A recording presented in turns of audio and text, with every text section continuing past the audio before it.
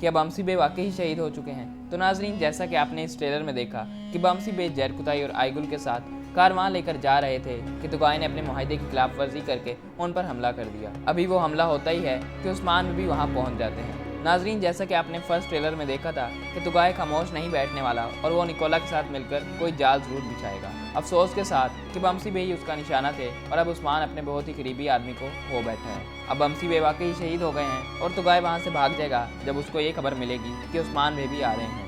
नाजरीन, कुल्लूस उस्मान के मुतालिक और भी मालूमात के लिए इस चैनल को सब्सक्राइब करें और बेल के आइकन को दबाएं। अपना ख्याल रखिएगा। अल्लाह हाफिज़।